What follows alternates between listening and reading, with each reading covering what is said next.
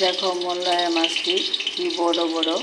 আজকে মল্লায়া মাছটি রেসিপিটা তোমাদের সঙ্গে শেয়ার করব। ভালো করে ধুয়ে কেটে নিয়েছি, ওটার সঙ্গে দেব কাঁচা লঙ্কা বাটা, রঙের জন্য কাশ্মীরি লঙ্কা,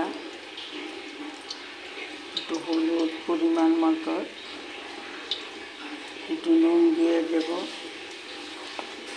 কাঁচা টমেটো দিয়ে আমি রেসিপিটা তোমাদের সঙ্গে শেয়ার করব। পেঁয়াজ বাটা,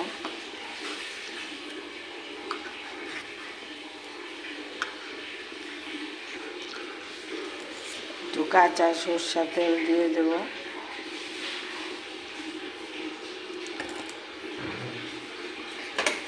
একটা কাঁচা টমেটো কেটে রেখেছে ওগুলো দিয়ে দেব। এখন চামচ দিয়ে মাখা যাবে না, হাত দিয়ে মেখে নেব। আমার তেলটা গরম হয়ে গেছে, লাল সরষের তেল দিয়ে করব। এখানে একটু নুন দিয়ে দেব,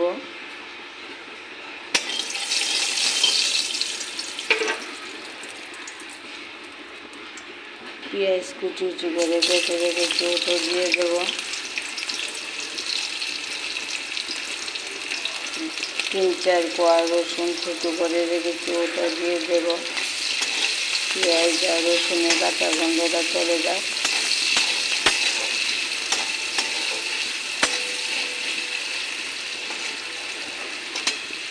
গ্যাসটা একদম লো করে দেব।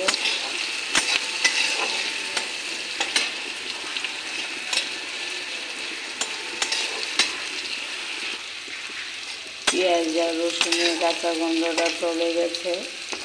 এখন আমি মল্লায়া মাছ আর টমেটো মেখে রেখেছি ওগুলো দিয়ে দেবো।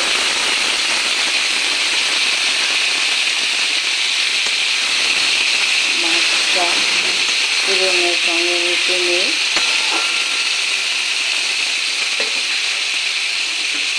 এখন ঢাকা চাপা দিয়ে দেব। আমার মল্লায়া মাছ আর টমেটোটা দেখো কি সুন্দর ভাজা ভাজা হয়ে গেছে।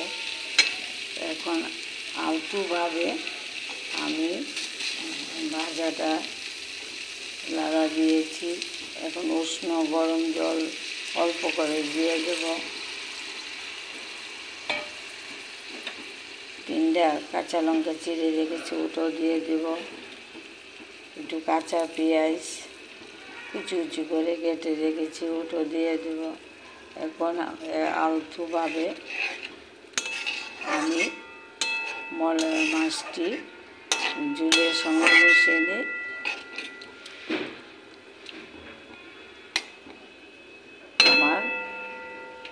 আবার একটু ঢাকা চাপা দিয়ে দেব।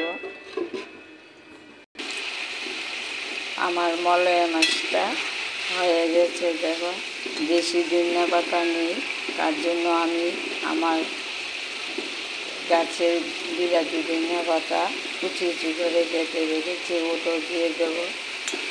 তোমরা কীভাবে মল্লায়া মাছ কাঁচা টমেটো দিয়ে করো রেসিপিটা আমাকে কমেন্ট করে বলবে। দেখো কি সুন্দর হয়ে গেছে মল্লায়া মাছ কাঁচা টমেটো দিয়ে রেসিপিটা তোমাদের সঙ্গে শেয়ার করেছি। এখন বাটিতে সার্ভ করে নেব। আমি বাটিতে সার্ভ করে নিয়েছি। আজকে রেসিপি তোমাদের সঙ্গে শেয়ার করলাম, মল্লায়া মাছ কাঁচা টমেটো দিয়ে করেছি। ভালো থাকো, সুস্থ থাকো। আমার ভিডিওটা ভালো লাগলে লাইক কমেন্ট করে বলবে। এখন ওয়েদারটা সবারই শরীর খারাপ, তার জন্য হালকা ভাবে পড়েছে, আমারও গলাটা ভেঙে গেছে। ভালো থাকো, সুস্থ থাকো, পাশে থাকো।